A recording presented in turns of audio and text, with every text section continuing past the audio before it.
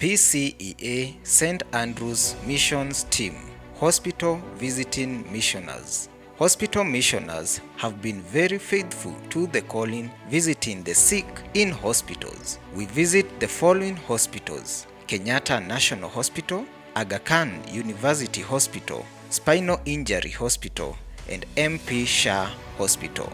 We have also been visiting patients in other hospitals within Nairobi, namely Coptic Hospital, Nairobi Hospital, and Avenue Hospital.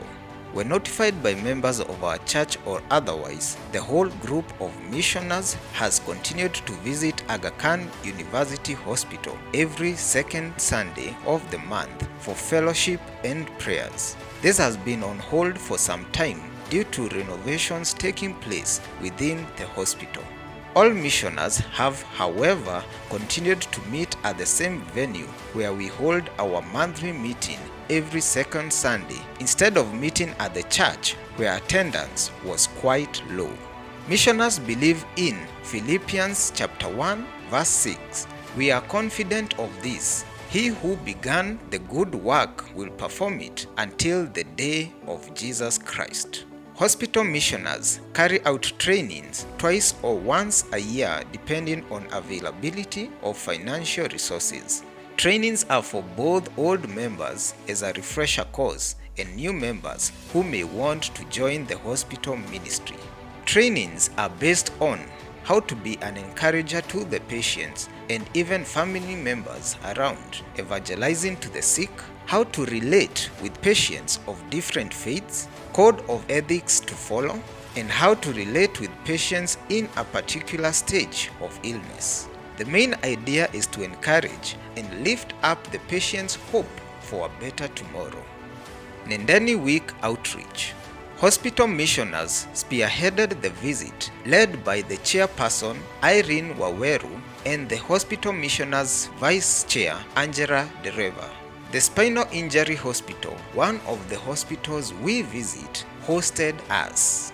Despite the COVID-19 pandemic, this was a great opportunity to reach out to these special people. During Christmas season, hospital missioners always join our church choir in a well-organized program to visit various hospitals in Nairobi for Christmas carols. In 2020, this did not take place due to the COVID-19 pandemic. We pray that this year all will be well. We thank God for the good work He began in this ministry. The Prisons Ministry. During the church calendar year, the prison ministry team gives the testimony of the faithfulness and goodness of God. The missioners have continued to be committed to this noble ministry that was led by the prison ministry coordinator. The activities for the year are as follows: prayer breakfast for officers at Nairobi West Prison every month at 6 a.m. Due to COVID-19, the ministry had suspended this service until June 2021 when we resumed to date. This prayer breakfast has been sponsored by PCEA St. Andrew's Church since 2016, and through it, many officers became transformed and gave their lives to Christ. Prison Ministry conducts sports evangelism in Nairobi West and Lang'ata Women Prisons, coordinated by evangelist Amos Mtemwa Wanyumu and Mary Wanjiru. However, because of COVID-19, this service is still suspended until the COVID-19 situation improves.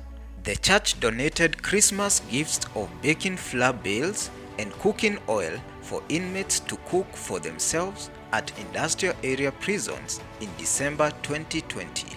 Due to the pandemic, the prison ministry missioners were not able to visit prisons, although we were blessed to reach some with donations from the church. We have done this during alternative months according to the program of the year. We have donated to various prisons as requested.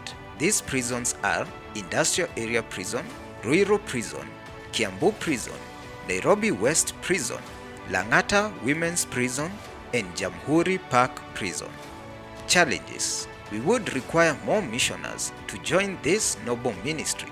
we desire to accomplish all that was not achieved or expected in the last year due to the pandemic. The sport evangelism in the disability ministry. We highly appreciate our partners for their continued support towards the All Ability Sports Ministry, especially in this very difficult COVID-19 season. The ministry continues to reach out to the All Ability for spiritual guidance through the online platform, which has been of great benefit. Caution support to our members. Just like the able-bodied people, the all abilities people have been badly affected by this pandemic on various settings in their lives. Majority have lost their jobs and others have closed down their small businesses, hence making them struggle for their daily livelihoods. We've been able to visit some of the very needy cases and supported them with food and prayed with them. More than 100 all ability people benefited. Food support to our members. As for the All Abilities Ministry, our main goal is to help the members who have been affected heavily. We are also focusing on their mental health, where we are doing a lot of webinars and online training sessions. We also provide food to the children's team in Kenyatta National Hospital. Challenges. The deaf person continues to feel the painful effect of COVID-19.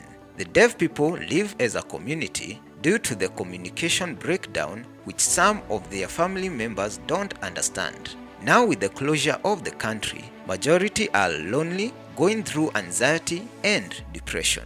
Majority of the All Ability members have lost their jobs, and despite supporting them with food, some other basic needs such as medical treatment and house rent continues to be a big challenge.